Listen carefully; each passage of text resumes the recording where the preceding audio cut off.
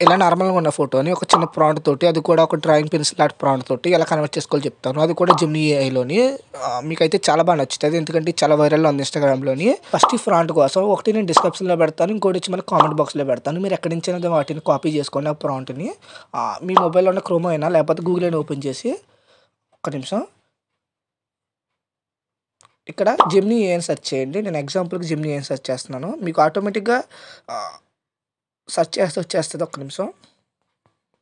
Gemini అని search చేస్తే మనకు ఆటోమేటిక్‌గా ఇలా ఒక అప్లికేషన్ వస్తది. అంటే ఒక వెబ్‌సైట్ వస్తది.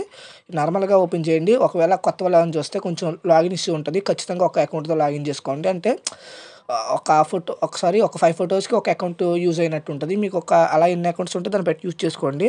ఇక్కడ ఒక ప్లస్ ఐకాన్ ఉంటది. ఆ ప్లస్‌ని క్లిక్ చేసి ఇక్కడ అప్‌లోడ్ ఫైల్స్ క్లిక్ చేస్తే మీకు ఆటోమేటిక్‌గా ఒక్క నిమిషం. ఆహ్, ఇక్కడ మీకు ఫైల్స్, కెమెరా అని అడుగుతది. మీరు ఎక్కడైతే మీరు ఫోటో అయితే ఎక్కడ పెట్టుకున్నారో అంటే ఫోల్డర్‌లోని ఆ ఫోటోని సెలెక్ట్ చేయండి. అది గర్ల్స్ అయినా, బాయ్స్ అయినా పర్లేదు. ఎగ్జాంపుల్ నేను బాయ్ ఫోటోనైతే సెండ్ చేశాను. సెండ్ చేసిన తర్వాత ఇక్కడ మనకి మెసేజ్ కాడ ఒక ప్రాంప్ట్ ఇవ్వాలి.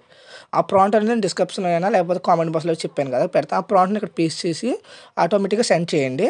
ఆహ్, ఒక ఒక 2, 3 సెకండ్స్‌లో మనకి మేబీ కొంచెం టైం పడతది. బట్ వచ్చేస్తది. ఒక్క నిమిషం.